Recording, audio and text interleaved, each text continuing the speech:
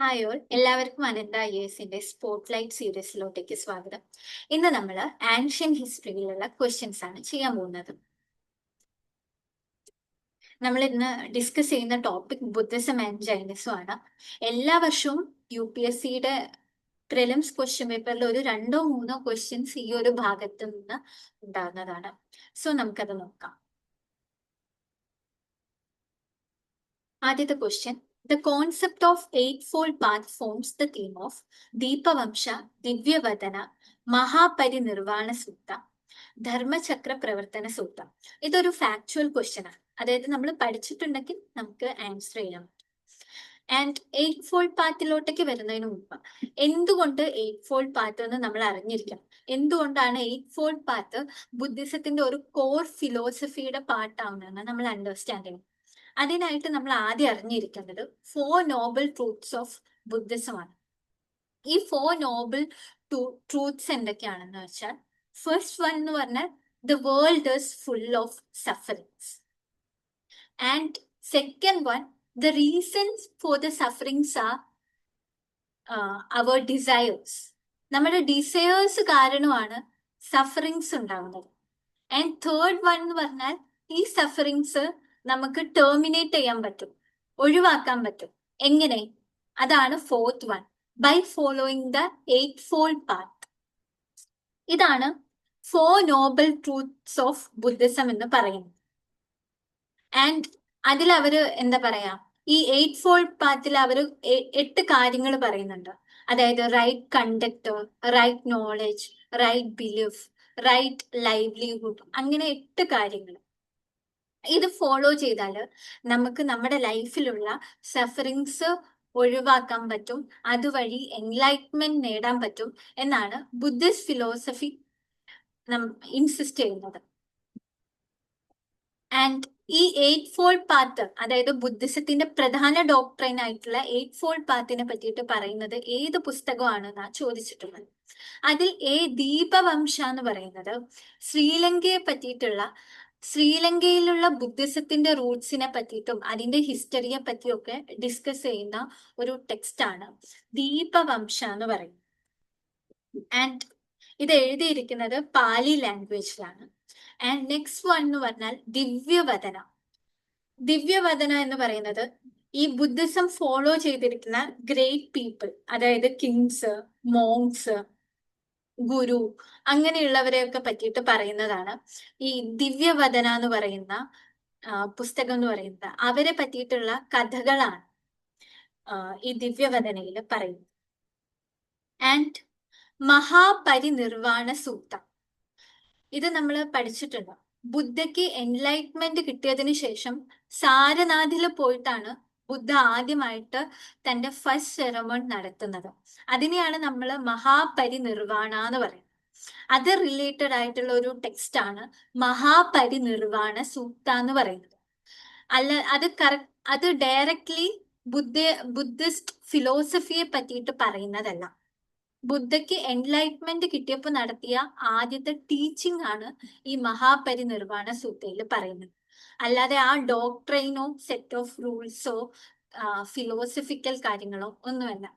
And ഈ ധർമ്മചക്ര പ്രവർത്തന സൂക്തം, ഇതിലാണ് ഈ എയ്റ്റ് ഫോൾഡ് പാത്ത് എന്ന് പറഞ്ഞ പെർട്ടിക്കുലർ ഡോക്ട്രൈനെ പറ്റിയിട്ട് കൃത്യമായിട്ട് പറയുന്നത്.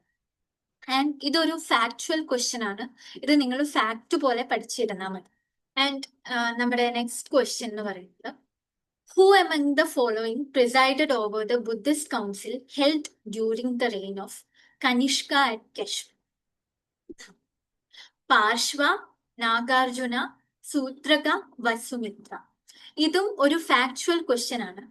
നമ്മള് ബുദ്ധിസം റിലേറ്റഡ് ആയിട്ട് നടന്നിരിക്കുന്ന 4 കൗൺസിൽസ്, അതിനെ പറ്റിയിട്ട് കൃത്യമായിട്ട് പഠിച്ചിരിക്കണം. ആദ്യത്തെ കൗൺസിൽ രാജഗീറിലാണ് നടന്നിരിക്കുന്നത്. ആൻഡ് ഇത് പ്രിസൈഡ് ചെയ്തത് മഹാകശ്യപയാണ്. ആൻഡ് അജാതശത്രുവിന്റെ പാട്രണേജിലാണ് ഈ ഫസ്റ്റ് ബുദ്ധിസ്റ്റ് കൗൺസിൽ നടന്നത്. ആൻഡ് ഈ കൗൺസിലിന്റെ സമയത്താണ് വിനയ പിത്തക അത് കമ്പൈൽ ചെയ്തിരിക്കുന്നത്. ആൻഡ് സെക്കൻഡ് ബുദ്ധിസ്റ്റ് കൗൺസിൽ നടന്നിരിക്കുന്നത് വൈശാലിയിലാണ്. സഭാകാമിയാണ് ഇത് പ്രിസൈഡ് ചെയ്തത് കാലോശോകയുടെ റെയിനിലാണ് ഈ ഒരു എന്താ പറയാ ഈ ഒരു കൗൺസിൽ കണ്ടക്ട് ചെയ്തിരിക്കുന്നത്. ആൻഡ് ഇതിന്റെ സമയത്താണ് ഈ ഒരു പെർട്ടിക്കുലർ കൗൺസിൽ ഭയങ്കര ഇമ്പോർട്ടന്റ് ആണ്. ഈ സമയത്താണ് വിനയപിത്തകയെ ചൊല്ലിയിട്ട് ഒരു ഡിസ്പ്യൂട്ട് നടക്കുന്നത്. ആൻഡ് ആ ഡിസ്പ്യൂട്ട് കൊണ്ടാണ് ബുദ്ധിസത്തില് രണ്ട് സെക്ഷൻസ് ഉണ്ടാവുന്നത്. സ്ഥവിരവാദീസ്, മഹാസംഘികാസ് എന്ന് പറഞ്ഞിട്ടുള്ള രണ്ട് സെക്ഷൻസ്. അത് ഈ സമയത്താണ് ഉണ്ടാവുന്നത്. ഏത്? Second Buddhist council at Vaishali during the reign of Kalashoka. And the third one, അതാണ് നമ്മുടെ അശോകയുടെ സമയത്ത് നടക്കുന്നത്. മൊഗല്ലിപുട്ട ടിസ്സയാണ് ഇത് പ്രിസൈഡ് ചെയ്തിരിക്കുന്നത്. പാട്ലിപുത്രയിലാണ് ഇത് നടന്നിരിക്കുന്നത്. ആൻഡ് ഈ കൗൺസിലിന്റെ സമയത്താണ് അഭിധമ്മ പിത്തക എന്ന് പറഞ്ഞിട്ടുള്ള ബുദ്ധിസ്റ്റ് ടെക്സ്റ്റ് കമ്പൈൽ ചെയ്തിരിക്കുന്നത്. ആൻഡ് ഈ അഭിധമ്മ പിത്തകയിലാണ് ബുദ്ധയുടെ ടീച്ചിങ്സ് ഉള്ളത്.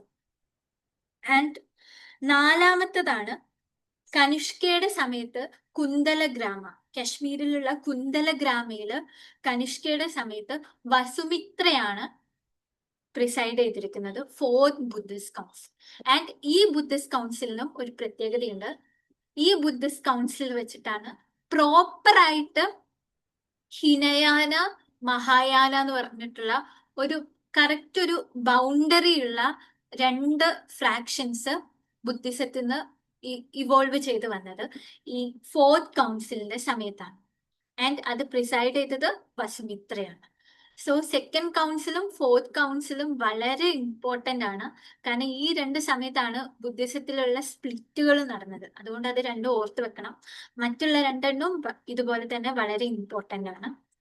ആൻഡ് നമ്മുടെ ഓപ്ഷൻസിലോട്ടേക്ക് നോക്കുമ്പോൾ ഈ പാർശ്വ എന്ന് പറയുന്ന ആള് ഒരു ബുദ്ധിസ്റ്റ് മോങ്ക് ആണ്. അല്ലാതെ അദ്ദേഹത്തിനെ പറ്റിയിട്ട് കൂടുതൽ ഡീറ്റെയിൽസ് നമ്മുടെ കയ്യിൽ ലഭ്യമല്ല. ആൻഡ് നാഗാർജുന ഓൾസോ ഒരു ബുദ്ധിസ്റ്റ് ഫോളോവർ ആണ്. അദ്ദേഹത്തിനെ പറ്റിയിട്ടും കൃത്യമായിട്ട് നമ്മുടെ കയ്യിൽ ഡീറ്റെയിൽസും ഒരുപാട് കാര്യങ്ങളും ഇല്ല. ആൻഡ് ശൂദ്രക എന്ന് പറയുന്നത് ഒരു കിങ് പണ്ടുണ്ടായിരുന്നു, ശൂദ്രക. ഇദ്ദേഹത്തിന് UPSC അത് തന്നെയാണോ ഉദ്ദേശിച്ചതെന്ന് അറിയില്ല. പക്ഷെ അദ്ദേഹത്തിന് ബുദ്ധിസമായിട്ടൊരു ബന്ധമൊന്നും ഇല്ലാത്ത വ്യക്തിയാണ്. ആൻഡ് നമ്മുടെ ഡി എന്ന് പറയുന്ന ആൻസർ, ഡി ആണ് ആൻസർ, വസുമിത്ര. ആൻഡ് നമ്മുടെ third question, with reference to the religious history of India, consider the following statements. Sthaviravadins belong to Mahayana Buddhism. Logottaravadin sect was an offshoot of Mahasangika sect of Buddhism. 3. The deification of Buddha by Mahasangikas fostered the Mahayana Buddhism. ഇവിടെ നമ്മൾ basic ആയിട്ട് മനസ്സിലാക്കേണ്ട factor Mahayana Buddhism and Hinayana Buddhism. ഇതിന്റെ ഈ ഒരു distinction correct അറിയാവുന്ന ആൾക്ക് ഇത് ആൻസർ ചെയ്യാൻ പറ്റും. Mahayana Buddhism means greater vehicle, അതായത് മോർ ഫോളോവേഴ്സ് ഉള്ള ബുദ്ധിസം. ഇതിന്റെ പ്രത്യേകത എന്താന്ന് വെച്ചാൽ സ്ട്രിക്റ്റ് ആയിട്ടുള്ള ഒരു എന്താ പറയാ ട്രഡീഷണൽ ബുദ്ധിസ്റ്റ് ഫിലോസഫി ആയിരുന്നില്ല ഇവര് ഫോളോ ചെയ്തിരുന്നത്. സ്ട്രിക്റ്റ് ആയിരുന്നില്ല ഇവർ. ഈ എന്താ പറയാ അസെറ്റിസം ആണെങ്കിലും എല്ലാം അത് സ്ട്രിക്റ്റ് ആയിരുന്നില്ല. ഇവരായിരുന്നു പ്രോപ്പർ ആയിട്ടും ഒരു മിഡിൽ പാത്ത് ഫോളോ ചെയ്തു പോയ ബുദ്ധിസ്റ്റ് ഫ്രാക്ഷൻ എന്ന് പറയുന്നത്. ആര്? മഹായാന ബുദ്ധിസം. അതായത് ആളുകൾക്ക് പ്രാക്ടീസ് ചെയ്യാൻ എളുപ്പമായിരുന്നു. വളരെ സ്ട്രിക്റ്റ് ആയിട്ടുള്ള റൂൾസും കാര്യങ്ങളും ഒന്നുമില്ലായിരുന്നു എവിടെ? ഈ മഹായാന ബുദ്ധിസത്തില്. അതുകൊണ്ടാണ് അവിടെ കൂടുതൽ ആളുകൾ മഹായാന ബുദ്ധിസം ഫോളോ ചെയ്യാൻ തുടങ്ങിയത്. ആൻഡ് ഇവരുടെ ഒരു പ്രത്യേകത എന്ന് പറഞ്ഞാൽ ഇവരാണ് ബുദ്ധനെ ഒരു ദൈവമായിട്ട് കാണാൻ തുടങ്ങിയത്. ആൻഡ് ബുദ്ധനെ ദൈവമായിട്ട് കാണാൻ തുടങ്ങിയപ്പോൾ അവരെന്ത് ചെയ്തു? ബുദ്ധയെ ഒരു ഡൈറ്റിയെ പോലെ കണ്ട് ആരാധിക്കാൻ തുടങ്ങി. അതായത് വിഗ്രഹാരാധന നടത്തിയത് ഈ മഹായാന ബുദ്ധിസത്തിൽ പെട്ട ആൾക്കാരാണ്. ആൻഡ് കമ്മിങ് ടു ഹിനായാന, അവര് ട്രഡീഷണൽ ആയിട്ടുള്ള സ്ട്രിക്റ്റ് ആയിട്ടുള്ള ബുദ്ധിസ്റ്റ് ലൈഫ് സ്റ്റൈല് ഫോളോ ചെയ്ത ആൾക്കാരാണ് ഈ ഹിനായാന ബുദ്ധിസത്തിന്റെ ആൾക്കാർ. ആൻഡ് സ്ട്രിക്റ്റ് ആയതുകൊണ്ട് തന്നെ ഫോളോവേഴ്സും കുറവായിരുന്നു. അതുകൊണ്ടാണ് ഹിനായാന എന്ന് വിളിക്കുന്നത്, അതായത് ലെസ്സർ വെഹിക്കിൾ എന്ന് വിളിക്കുന്നത്. ഇത് രണ്ടും അറിയുന്ന ആൾക്കാർക്ക് ഈ ക്വസ്റ്റ്യൻ ആൻസർ ചെയ്യുന്നുണ്ട്. ഫസ്റ്റ് സ്റ്റേറ്റ്മെന്റ് എന്ന് പറഞ്ഞാൽ സ്ഥവിരവാദിൻസ് ബിലോങ് ടു മഹായാന ബുദ്ധിസം.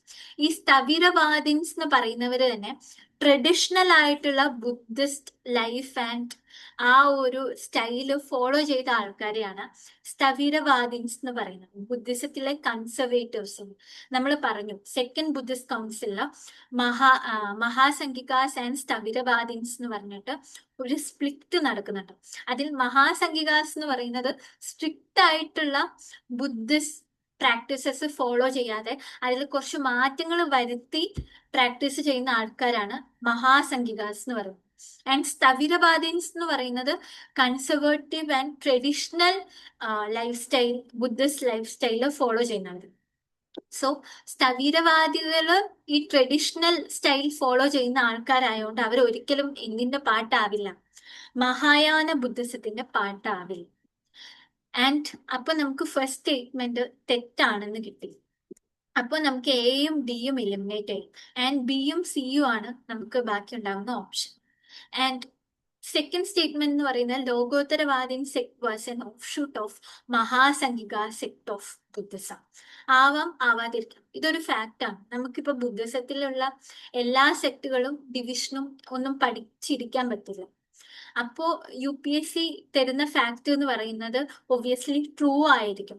90% അങ്ങനെയാണ് ചാൻസ്. അപ്പൊ നമുക്ക് ഈ സെക്കൻഡ് സ്റ്റേറ്റ്മെന്റ് കറക്റ്റ് ആക്കി എടുക്കാം. And third statement, the deification of Buddha by Mahasanghikas fostered the Mahayana Buddhism. ഇത് ഞാൻ നേരത്തെ പറഞ്ഞു, മഹായാന ബുദ്ധിസത്തിന്റെ ഒരു പ്രത്യേകതയാണ് അവര് ബുദ്ധനെ ദൈവമായിട്ട് കാണാൻ തുടങ്ങി. ഒരു ദൈവപരിവേഷം കൊടുത്തതോടെ വിഗ്രഹാരാധനയെ അവര് നടത്താൻ തുടങ്ങി. സോ തേർഡ് സ്റ്റേറ്റ്മെന്റ് എന്ന് പറഞ്ഞാൽ കറക്റ്റ് ആണ്. അപ്പൊ നമ്മുടെ ആൻസർ എന്ന് പറഞ്ഞാൽ ബി ആണ്. 2 and 3 നമ്മുടെ next question, which one of the following is not part of early Jaina literature? And A Therigatha, B Acharanga Sutra, C Sutrakritanga and D Brihat Kalpa സൂത്ര. ഇതിൽ ഈ തെരിഗാഥ എന്നുള്ളത് നമ്മുടെ NCERT മെൻഷൻ ചെയ്തിരിക്കുന്നതാണ്. അതായത് വയസ്സായിട്ടുള്ള നമ്മുടെ ഭിക്ഷുഗീസ്, അതായത് ബുദ്ധിസ്റ്റ് നൺസ്, അവര് കമ്പൈൽ ചെയ്തിരിക്കുന്ന സ്റ്റോറീസിനെയാണ് തെരിഗാഥ എന്ന് വിളിക്കുന്നത്. ഇത് നമ്മുടെ NCERT ക്ലിയർലി പറഞ്ഞിട്ടുണ്ട്. അത് നമ്മൾ പഠിച്ചിരിക്കണം, അറിഞ്ഞിരിക്കേണ്ട ഒരു ഫാക്റ്റാണ്. ആൻഡ് അതില് എന്താ പറയാ, ഇനി നമ്മുടെ ഓപ്ഷൻസ് നോക്കുകയാണെങ്കിൽ ഈ അകാരംഗ സൂത്ര എന്ന് പറയുന്നത് നമ്മുടെ ഫസ്റ്റ് ജെയിൻ കൗൺസിലില് ഇവരുടെ ജൈൻസിന്റെ മെയിൻ ടെക്സ്റ്റുകളാണ് അങ്കാസും ഉപങ്കാസും. അതിൽ 12 അങ്കാസ് അത് കമ്പൈൽ ചെയ്യുന്നത് ഫസ്റ്റ് ജെയിൻ കൗൺസിലാണ്. അങ്ങനെ കമ്പൈൽ ചെയ്ത അങ്കാസിൽ ഒന്നാണ് ഈ അകാരംഗ സൂത്ര എന്ന് പറയുന്നത്. ഇതെന്ന് പറയുന്നത് ജൈൻ റൂൾസ് ആണ് ഈ അകാരംഗ സൂത്രയിൽ മെൻഷൻ ചെയ്തിരിക്കുന്നത്. ആൻഡ് ഈ തേർഡ് വൺ എന്ന് പറയുന്നത് സൂത്രകൃതാംഗ. ഈ സൂത്രകൃതാംഗ എന്ന് പറഞ്ഞാൽ ജൈൻ ഫിലോസഫിക്കൽ ടെക്സ്റ്റ് ആണ്. ആൻഡ് ഡി എന്ന് പറയുന്നത് ബൃഹത് കൽപ്പ സൂത്ര. ഇത് ഛേദസൂത്ര എന്ന് പറഞ്ഞാൽ മറ്റൊരു ജൈൻ കാനോണിക്കൽ ടെക്സ്റ്റിന്റെ പാർട്ടാണ് ഈ ബൃഹത് കൽപ്പ സൂത്ര എന്ന് പറയുന്നത്. സോ ഇതിന്റെ ആൻസർ എ ആണ്. ഇതൊരു ഫാക്റ്റ് ആണ്, നിങ്ങൾ അറിഞ്ഞിരിക്കണം, NCERT ഉണ്ട്. ആൻഡ് നമ്മുടെ ലാസ്റ്റ് ക്വസ്റ്റ്യൻ എന്ന് പറയുന്നത്, with reference to ancient Jainism which one of the following statements is correct? Jainism was spread in South India under the leadership of Stulabahu, and the Jains who remained under the leadership of Bhadrabahu were called Shvetambaras after the council held at Patliputra. C. Jainism enjoyed the patronage of Kalinga king Kharavela in the 1st century BC. D. In the initial stage of Jainism, the Jains worshipped images unlike Buddhists. So നമുക്ക് ആദ്യത്തെ statement നോക്കാം. Jainism was spread in South India under the leadership of Sthulabahu. ഈ Jainism south ഇന്ത്യയിലോട്ടേക്ക് വരാനുണ്ടായ ഒരു background നമ്മൾ അറിഞ്ഞിരിക്കണം. അതായത് ചന്ദ്രഗുപ്ത മൗര്യന്റെ കാലത്താണ് Jainism ഇന്ത്യയിലോട്ടേക്ക് ദക്ഷിണേന്ത്യയിലോട്ടേക്ക് കടന്നു വരുന്നത്. അതായത് മഗധയിലോ ഒരു വലിയ ഫെമൈൻ ഉണ്ടാവുകയും ആ സമയത്ത് അതിൽ നിന്ന് രക്ഷ നേടാനായിട്ട് ഒരു കൂട്ടം ജൈൻസ് നമ്മുടെ സൗത്ത് ഇന്ത്യയിലോട്ടേക്ക് മൈഗ്രേറ്റ് ചെയ്യുകയും ചെയ്തു. ആ ജൈൻസിന് നേതൃത്വം കൊടുത്തത് ആരായിരുന്നു? ഭദ്രബാഹു ആയിരുന്നു. ആൻഡ് ഇവരുടെ കൂടെ ചന്ദ്രഗുപ്ത മൗര്യയും എങ്ങോട്ടേക്ക് വന്നു? ഈ സൗത്ത് ഇന്ത്യയിലോട്ടേക്ക് വന്നു. അവസാനം ഈ ചന്ദ്രഗുപ്ത മൗര്യ സല്ലേഖാന അനുഷ്ഠിച്ചിട്ട് നമ്മുടെ കർണാടകയിൽ വെച്ചിട്ട് മരിക്കുകയാണ് ചെയ്യുന്നത്. സല്ലിഖാന എല്ലാവർക്കും അറിയാലോ, ഒരു ജൈൻ പ്രാക്ടീസ് ആണ്. അതായത് ഈ മരിക്കുന്നതിന്റെ ജീവിതത്തിന്റെ അന്ത്യത്തോട് അടുക്കുന്ന സമയത്ത് അവര് ഭക്ഷണമൊന്നും കഴിക്കാതെ, അധികം വയസ്സായവരാണ് ചെയ്യുക, ഭക്ഷണമൊന്നും കഴിക്കാതെ മരിക്കുന്ന ആ ഒരു റിച്വലിനെയാണ് സല്ലിഖാന എന്ന് പറയുന്നത്. ആൻഡ് അത് അനുഷ്ഠിച്ച് ചന്ദ്രഗുപ്ത മൗര്യ ഇവിടെ നിന്നാണ്, കർണാടകയിൽ നിന്നാണ് മരിക്കുന്നത്. ആൻഡ് അതിനുശേഷം ഈ ഭദ്രബാഹു ആൻഡ് ടീം വീണ്ടും തിരിച്ച് മഗധയിലോട്ടേക്ക് പോവാണ്. ആൻഡ് മഗധയിലോട്ടേക്ക് പോകുമ്പോൾ അവിടെ ഒരു പെർട്ടിക്കുലർ മറ്റൊരു ഫ്രാക്ഷൻ, അതായത് ഈ ജൈൻസിന്റെ മറ്റൊരു ഫ്രാക്ഷൻ അവിടെ തന്നെ ഉണ്ടായിരുന്നു. പക്ഷെ ഈ ഭദ്രബാഹുവിന്റെ നേതൃത്വത്തിലുള്ള ആളുകൾ തിരിച്ച് അവിടെ വന്നപ്പോൾ ഓൾറെഡി ഉണ്ടായിരുന്ന അവരുടെ സ്റ്റൈൽസ്, റിച്വൽസ്, അതിലൊക്കെ ഈ മാറ്റം അവിടെ സ്റ്റേ ചെയ്തിരുന്ന ജൈൻസ് കൊണ്ടുവന്നു. അവിടെ സ്റ്റേ ചെയ്തിരുന്ന ജൈൻസിന് നേതൃത്വം കൊടുത്തിരുന്ന സ്ഥൂലബാഹു ആണ്. ആൻഡ് അങ്ങനെയാണ് അവിടെ ഒരു സ്പ്ലിറ്റ് വരുന്നത്, ശ്വേതാംബരാസ് ആൻഡ് ദിഗംബരാസ്. ശ്വേതാംബരാസ് എന്ന് പറഞ്ഞാൽ അവിടെ തന്നെ സ്റ്റേ ചെയ്ത കുറച്ചും കൂടി ലിബറൽ ആയിട്ടുള്ള ജെയിൻ ഡോക്ട്രിൻസിന് കുറച്ച് മാറ്റങ്ങൾ കൊണ്ടുവന്ന ആൾക്കാരാണ് ഈ ശ്വേതാംബരാസ്. അവരുടെ ലീഡർ ആയിരുന്നു സ്ഥൂലബാഹു. ആൻഡ് കർണാടകയിലോട്ടേക്ക് പോയ കൺസർവേറ്റീവ്സിന്റെ ലീഡർ ആയിരുന്നു ഭദ്രബാഹു. അപ്പോ നമ്മുടെ ഫസ്റ്റ് സ്റ്റേറ്റ്മെന്റ് എന്ന് പറയുന്നത് തെറ്റാണ്. Jainism was spread in South India under the leadership of Bhadrabahu. Digambaras ആണ് താഴോട്ടേക്ക് വന്നിട്ടുള്ളത്. And the Jains who remained under the leadership of Bhadrabahu were called Shvetambaras after the council held at Patliputra. ഭദ്രബാഹു ദിഗംബരാസിന്റെ ലീഡറാണ്, ശ്വേതാംബരാസിന്റെ ലീഡറാണ്. And C. Jainism enjoyed the patronage of the Kalinga king Kharavela in the first century BC. അത് എന്താണെന്ന് നമുക്കറിയില്ല, നമുക്കത് അവിടെ വെക്കാം. And നമുക്ക് D നോക്കാം. In the initial stage of Jainism the ജൈൻസ് worshipped images unlike Buddhist. Jainism ആണെങ്കിലും Buddhism ആണെങ്കിലും അതിന്റെ ഇനീഷ്യൽ സ്റ്റേജിൽ ഒരിക്കലും ഒരു ഡയറ്റി വേർഷിപ്പ് വരില്ല. കാരണം ജൈനിസത്തിനും ബുദ്ധിസത്തിനും ശേഷം വരുന്ന റിലീജിയസ് ഇൻഫ്ലുവൻസ് കാരണമാണ് ഈ ഡയറ്റിഫിക്കേഷനും വേർഷിപ്പും ഇമേജ് വേർഷിപ്പും ഒക്കെ കടന്നു വരുന്നത്. സോ അതിന്റെ ഏർലി സ്റ്റേജിൽ ഒരിക്കലും ഒരു ഇമേജ് വേർഷിപ്പ് ഒന്നും നടക്കില്ല. അത് ജൈനിസം ആണെങ്കിലും അത് ബുദ്ധിസം ആണെങ്കിലും അത്. ബുദ്ധിസത്തിൽ സിംബോളിക് ആയിട്ട് ഇപ്പം ലോട്ടസ്, പിന്നെ പീപ്പിൾ ട്രീ, അതൊക്കെ വെച്ചിട്ടാണ് സിംബോളിക് വേർഷിപ്പ് ആണ് ബുദ്ധിസത്തിൽ നടന്നിരുന്നത്. ആൻഡ് ജൈനിസത്തിൽ അങ്ങനെയൊന്നും ഇല്ലായിരുന്നു. സോ ഓപ്ഷൻ ഡി എന്ന് പറയുന്നത് തെറ്റാണ്. ആൻഡ് സി ആണ് നമ്മുടെ ആൻസർ. അതായത് ഖരവേല, കലിംഗ കിങ് ആയിട്ടുള്ള ഖരവേലയുടെ പാട്രോണേജ് ഉണ്ടായിരുന്നു ഇതിന്, ജൈനിസത്തിന്. സോ ഇത്രയാണ് നമുക്ക് ഇന്ന് സ്പോട്ട് ലൈറ്റ് സീരീസിൽ ഡിസ്കസ് ചെയ്യാനുണ്ടായിരുന്ന ക്വസ്റ്റ്യൻസ്. ബുദ്ധിസം ആൻഡ് ജൈനിസം എന്ന് പറഞ്ഞാൽ UPSCയുടെ ഭയങ്കര ഹോട്ട് ആയിട്ടുള്ള ടോപ്പിക്കാണ്. സോ അതെല്ലാവരും നന്നായിട്ട് പഠിക്കുക, റിവൈസ് ചെയ്യുക. Thank you.